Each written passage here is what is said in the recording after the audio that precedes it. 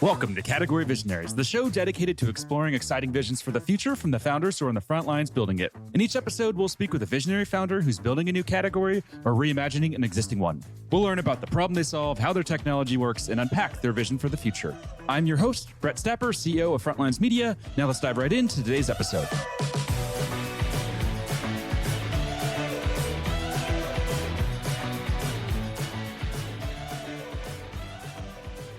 Hey everyone, and welcome back to Category Visionaries. Today we're speaking with Meredith Sandland, CEO of Empowered Delivery, a restaurant tech company that's raised $6 million in funding. Meredith, how's it going? So good. I'm really excited to be talking with you. I'm super excited as well, and I'd love to just begin with a quick summary of who you are and a bit more about your background.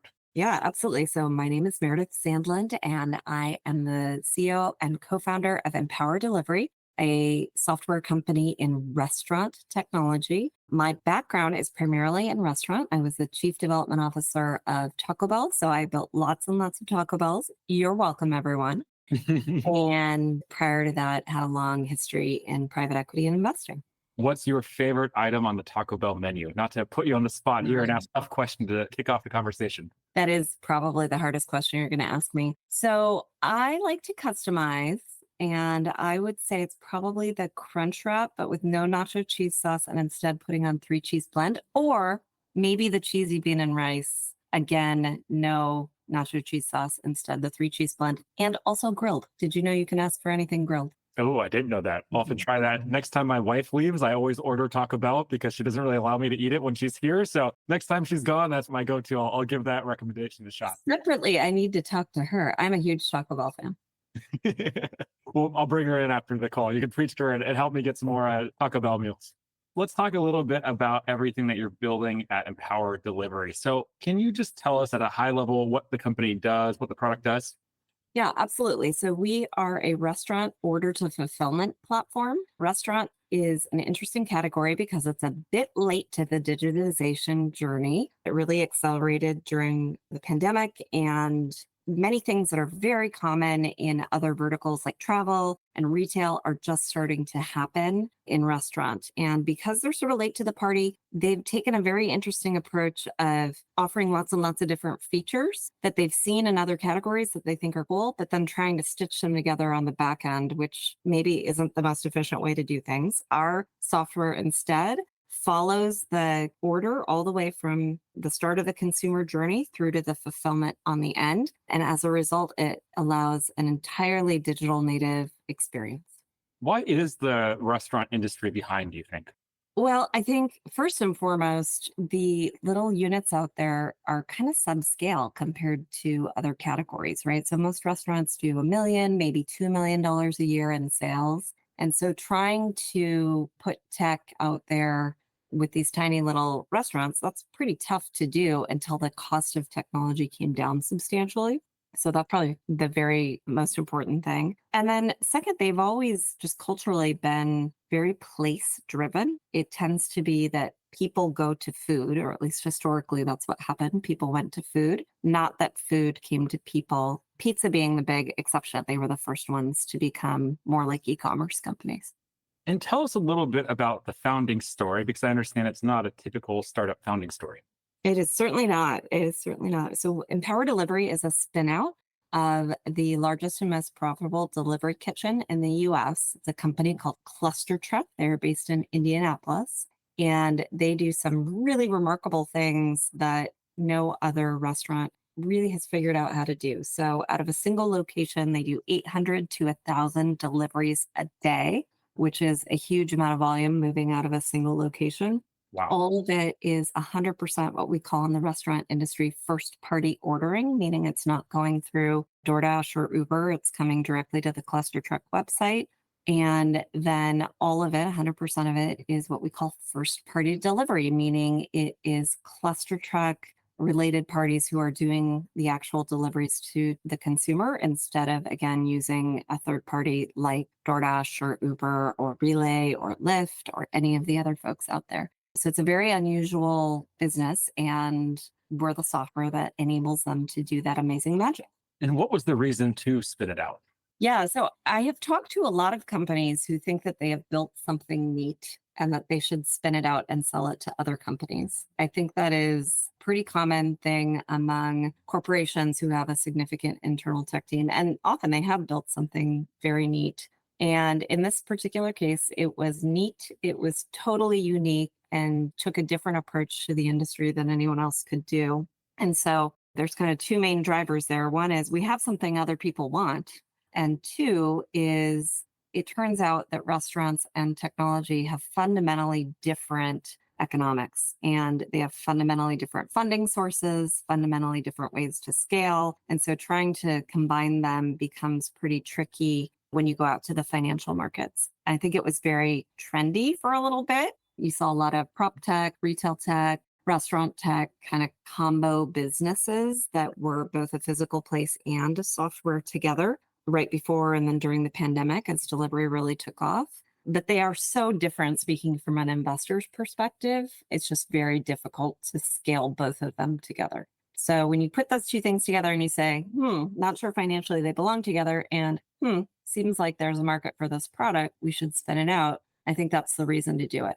But the hard thing, and when I look at a lot of other businesses who think they've made something and they should spin it out, is that having an internal tech tool is extraordinarily different from having a tech company on every dimension. So you really have to be thoughtful about whether or not the juice is worth the squeeze, so to speak. So you spit it out in summer 2022. What do the first 3 months look like for you?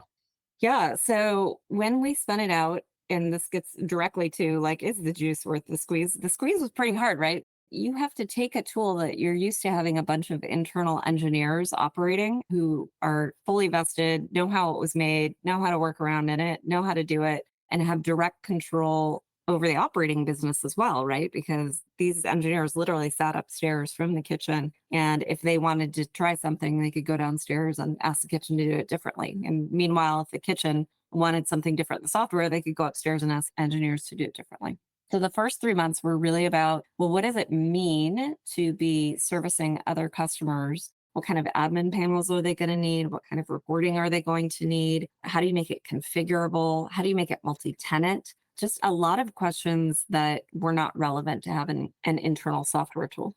What types of restaurants are you selling this to? Is it mom and pop shops? Is it chains? What does that look like? Yeah, so we cut the industry differently from everyone else. I think most people are either think of Toast, they sell to SMBs, which are primarily independent restaurants, or a big company like Olo. They primarily sell to enterprise, which is a chain. And that's normally how the restaurant industry is cut up. We slice it differently. We are selling to any restaurant who does a significant delivery volume out of a single location. And so that might be an independent restaurant. It might be a small chain. Think of a pizza chain that has 30 units, or it might be a large enterprise chain that has thousands of units, subset of which do hundreds of orders a day out of a single location.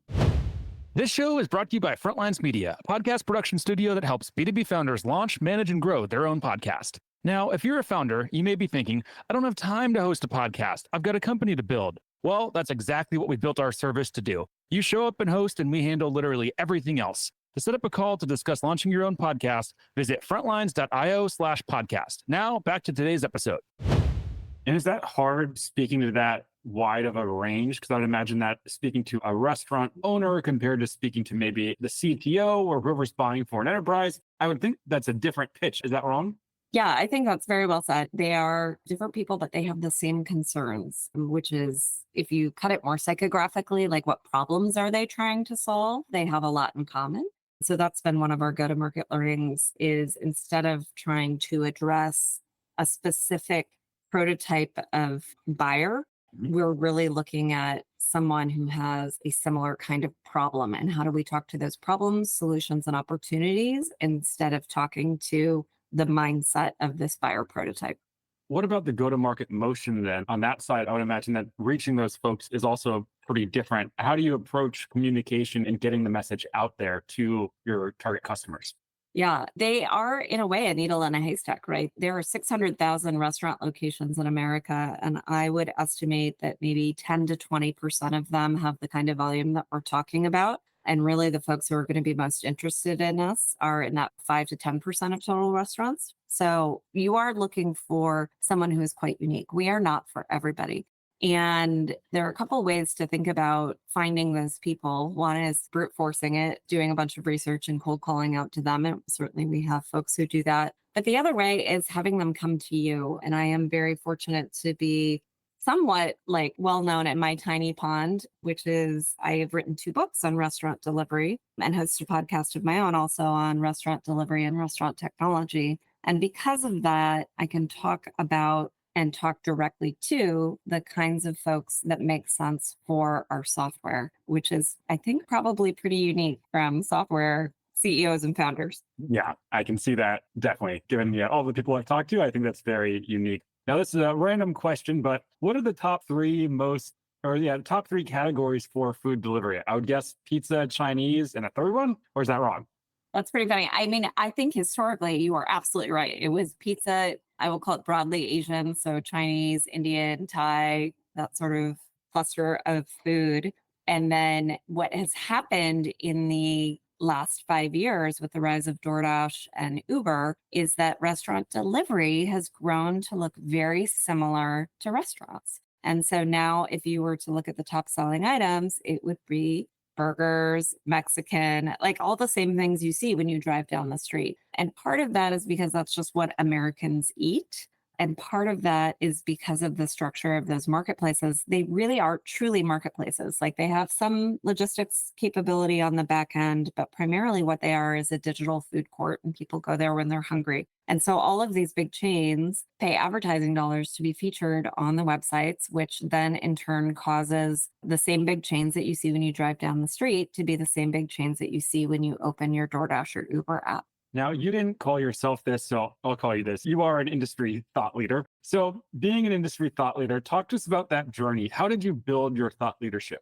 Oh, goodness. Well, first of all, I'm a nerd, which I think is a prerequisite to thought leadership. You have to have something interesting to say, and it's far easier to have something interesting to say if you're thinking about really arcane topics all the time. And it happened as an accident, to be honest. I was working at another startup and my head of operations said to me, "Oh, I wish there was a book we could just give to our customers to explain everything that's changing."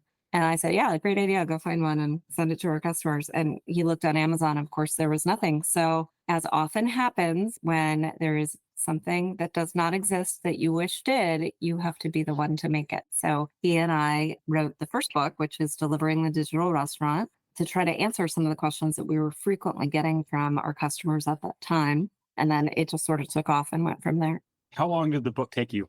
Yeah, we wrote the first book in just under a year. It turns out the publishing part takes longer than the writing part, I think. Now we had the pandemic on our side. So both of us spent a lot of time. We wrote over Zoom together and we had more time than I think would be normal to sit at our desks and think big thoughts. How do you think about the value that you've received from being an industry thought leader? I work with a lot of founders, and the goal is to establish thought leadership. But when it comes to actually describing the value and the benefits, it's always very difficult. So, in your own words, how would you describe the benefits that you've seen from being established and positioned as an industry thought leader? Well, certainly customers come to us without a great deal of marketing investment, right? You had said at the beginning, we've raised $6 million, which sounds like a fantastic amount of money, but it turns out is not enough to do sales and marketing for software, right? That is typically where software startups end up spending a lot of money as they scale, right? And so we've been in a very fortunate position to have interested restaurants come to us and seek us out. And that is absolutely a reflection of all the writing that we do and the things that we put out on the podcasts and the conferences that we get to go to, which I think would not be possible if not for the thought leadership. So that is a very tangible piece that comes back to us. The second is I get a tremendous amount of access to other restaurants and other restaurant tech companies in order to just learn what's going on, which I think is fantastic. Like I love on our own podcast, having guests on and learning about how they see the world, even if it's only tangentially related to our own software. It teaches a lot about how restaurants are thinking about the various problems that they're trying to solve, one of which is the problem that we solve. How many episodes do you do in a month? We do typically 2, but sometimes 4. What do you think is like a good size audience? For a podcast? Yeah, for your podcast. If you get 1,000 restaurants listening in, are you happy or is that a failure? Do you need 100,000? Like, how do you think about audience size? I would like to ask you that question. I don't know. That's interesting. I find it very difficult to measure because there's so many different platforms and it's hard to tell exactly how many downloads you're getting in different places. I guess we tend to measure it more by we get a report that tells us we're a top 100 podcast in business in the US, which business seems like a pretty broad category. So that's cool. Apparently, they don't have restaurants. And then just going out to conferences, so many people will come up to us and say, "Oh my gosh, I listened to you on the podcast," or "Do I know you from somewhere?" Which is great. This show is brought to you by the Global Talent Co., a marketing leader's best friend in these times of budget cuts and efficient growth. We help marketing leaders find, hire, vet, and manage amazing marketing talent for 50 to 70% less than their US and European counterparts. To book a free consultation, visit globaltalent.co. That's what a lot of our clients have told us that the real value of podcasting is exactly that. People know that you exist before you've ever had a conversation with them. And it can be tricky to say there's, or what the value is to that, but they just say it's very, very valuable. I think so. Yeah. And it just opens doors, right? Like, say you cold email someone and they have no idea who you are, the odds that they reply is pretty low. But if they've heard of you, the odds that they reply is quite a bit higher. Totally agree. Let's talk a little bit about the competitive landscape. So do you view the DoorDashes and the Uber Eats of the world, or are those the primary competitors that you're trying to take market share away from? Or are you trying to go after the blue ocean and get more restaurants to go on delivery that aren't already doing delivery? Yeah, I would say blue ocean. And here's why. I think that restaurant delivery today has reached a bit of a plateau, right? It accelerated massively during the pandemic and it's kind of plateaued over the course of the last year. It's actually gone negative in the UK. Deliveroo reported negative growth in their order count. And I would not be surprised if we did not see that here in the US soon as well. And I think the only way that you can keep growing that number is if you fundamentally change how delivery is done. It has to be better, cheaper, faster. And until you figure out how to make it better, cheaper, faster, it's going to kind of be at a plateau. I think it should be better, cheaper, and faster. I think it should continue to grow because consumers really value convenience. They value having prepared meals. They're very busy. I think that the shorter we can make the distance between farm to table, delivery is included in that, the healthier the food will be and the less preservatives will be in it. So I think, if you imagine it time 10 years from now, you can imagine that maybe half your meals would come delivered to you in some form or fashion, either via the mail or via delivery as we know it today. And I really believe that that will happen. And you already see in other countries, delivery penetration is much, much higher. In the Middle East, it tends to be 50 to 70% of sales are in the form of delivery. And you also see it starting to affect in other countries the size of kitchens in their architecture, where they are allocating less space to kitchens. I think that all makes sense. And when you look at the restaurant infrastructure in the US, now I'm saying this as a developer who built restaurants, right? It doesn't make a lot of sense. You've got a 6,000 single story square foot restaurant in a sea of parking that can only be accessed by car. That doesn't make any sense. And as we become a more populated country, you will see that real estate, I think, fundamentally turn over and start to look more like what you have in China, which is a much more fulfillment center type delivery environment.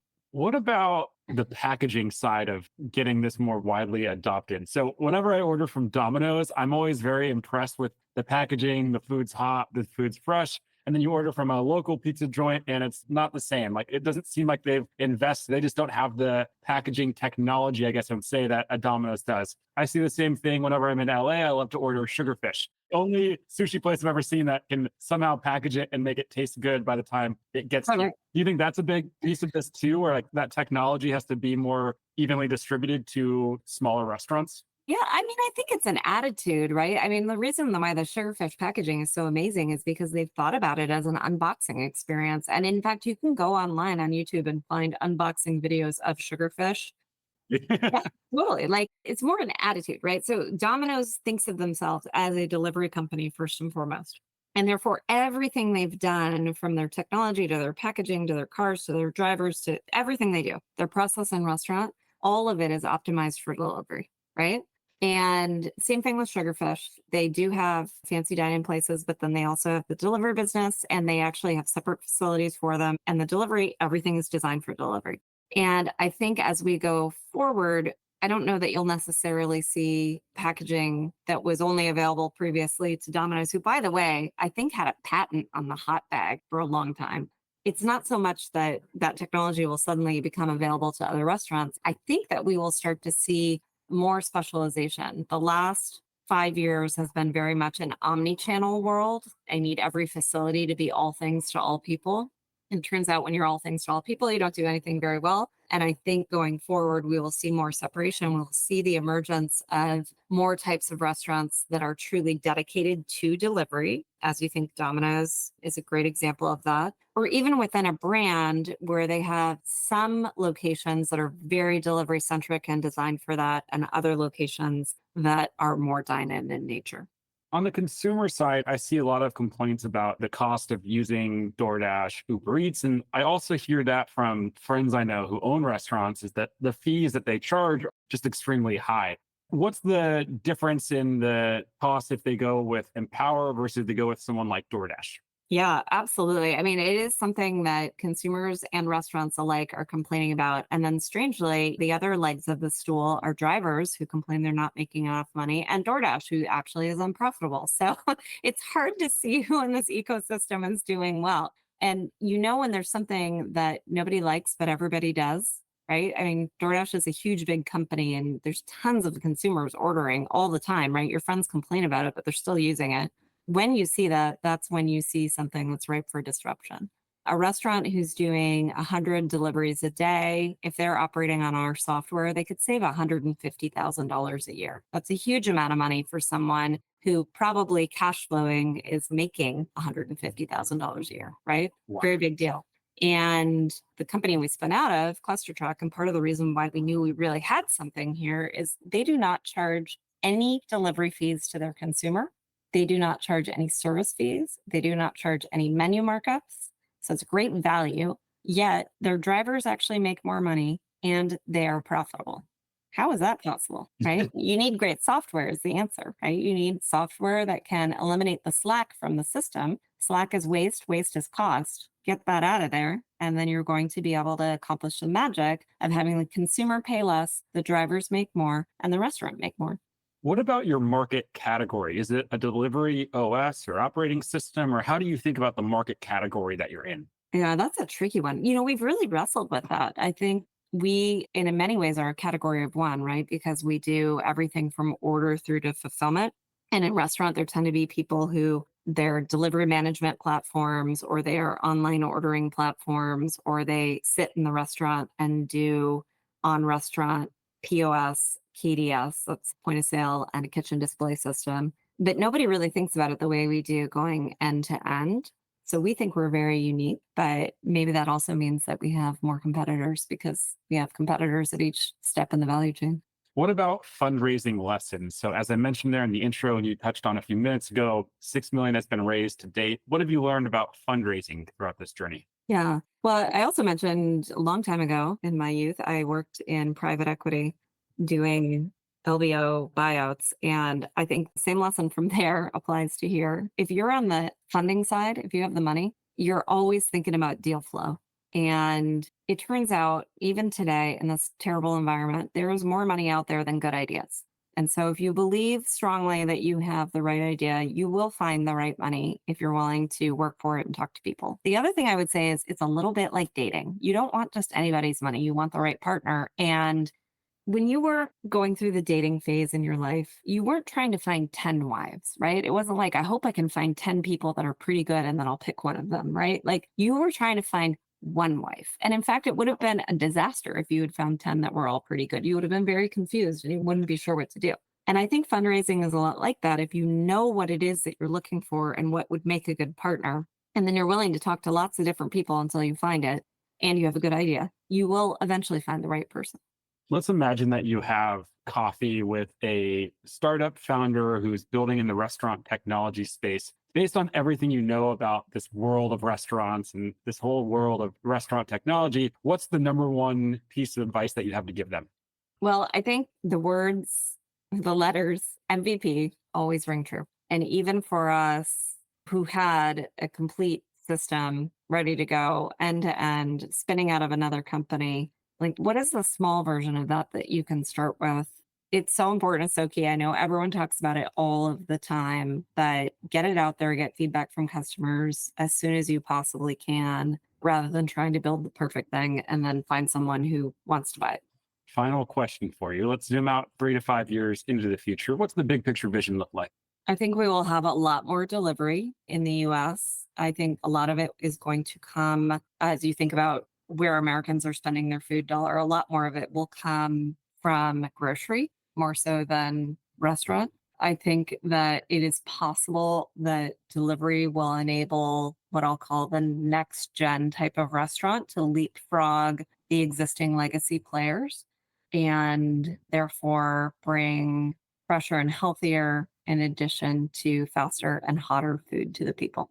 Amazing. I love it. All right, we are up on time, so we're going to have to wrap here. Before we do, if there's any founders that are listening in that want to follow along with your journey, where should they go? Yeah, well, I am on LinkedIn, Meredith Sandland. You can also find our podcast, The Digital Restaurant, and 2 books, Delivering the Digital Restaurant. So those would be great places for me personally. And then for the company, it is called Empower Delivery, and the website is empower.delivery. Also can be found on LinkedIn. Amazing. Well, thank you for the time. I'm officially hungry now after all this talk about food, but this has been a really fun conversation. I really enjoyed it. I learned a lot. I know the audience is going to as well. So thanks so much. Thank you. This episode of Category Visionaries is brought to you by Frontlines Media, Silicon Valley's leading podcast production studio. If you're a B2B founder looking for help launching and growing your own podcast, visit frontlines.io/podcast. And for the latest episode, search for Category Visionaries on your podcast platform of choice. Thanks for listening, and we'll catch you on the next episode.